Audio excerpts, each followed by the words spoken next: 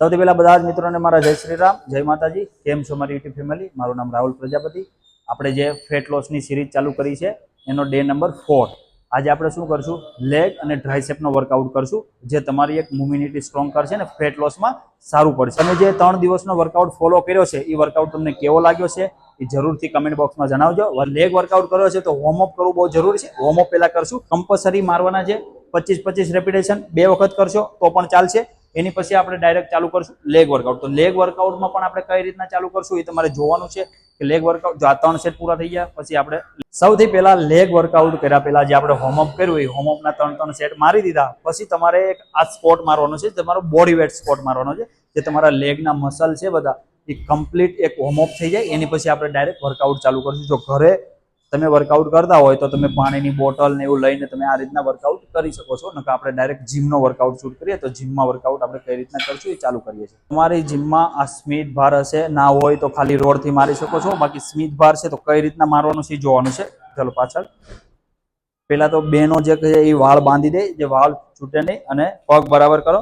હા, હવે આ રીતના મારવાનું છે. તમે જોજો કઈ રીતના મારવાનું છે. આમાં તમે તમારી રીતના વેટ અકોર્ડિંગ રાખી શકો છો અને 15 રેપિટેશન મારવાના છે. અમે ઓછા રેપિટેશન બતાવું છું. 3 સેટ ટોટલ મારવાના છે. Very good. થોડું નીચે હજી. હા, ડન.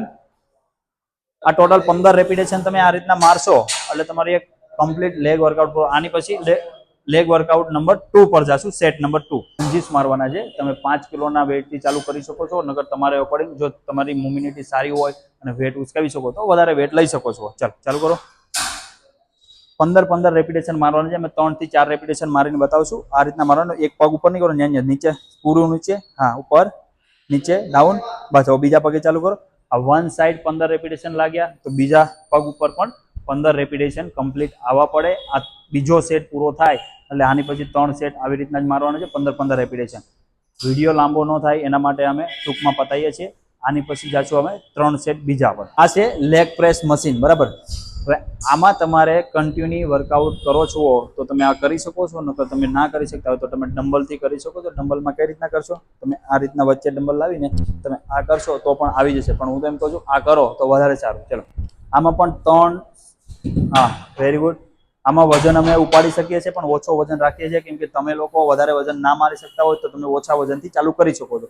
સેમ આ રીતના રાખવાનું છે. તમારી જે ઘૂંટણ છે એ લોઅર પેટને અડવા પડે ત્યાં સુધી લાવવાના, પછી અપર કરવાનું છે.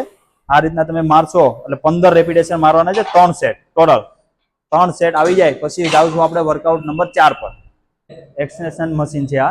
હવે આને કઈ રીતના મારવાનું છે તમારે જોવાનું છે. વેટ અહીંથી છે. વેટ અમે રાખ્યો છે, અમે 20 કિલો રાખ્યો છે. તમે તમારી રીતના વેટ રાખી શકો છો ને કઈ રીતના મારવાનું છે જોવો. ચલો, અપર કરવાનું છે, હોલ્ડ કરવાનું છે, ધીરે નીચે લાવવાનું છે.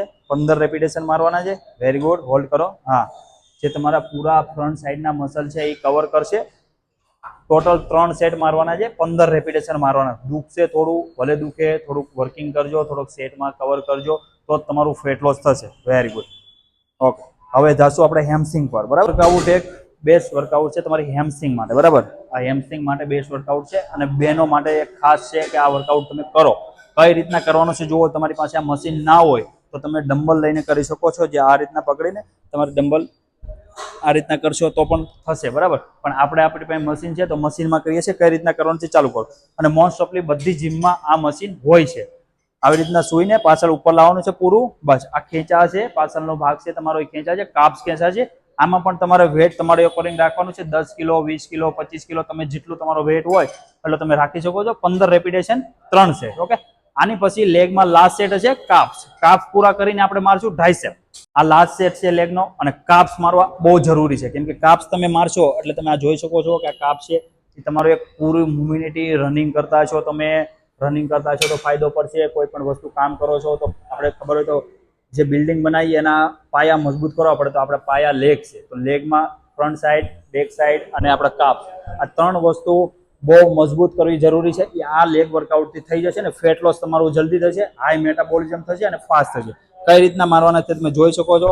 અને આમાં હાઈ રેપિટેશન જવાના જ્યાં સુધી તમને દુખવા ન મળે, મસલ ફાટી ન જાય અંદર, ત્યાં સુધી કરવાનું. અને મસલ ફાટી જાય પછી તમારે ડાયટ કરવી જરૂરી છે. જે આપણે આગળના વિડીયોમાં ફર્સ્ટ ડેના વિડીયોમાં ડાયટ તમને ફેટ લોસની કીધી છે એ ડાયટ તમે ફોલો કરશો એટલે તમારું મસલ રિકવર થઈ જશે.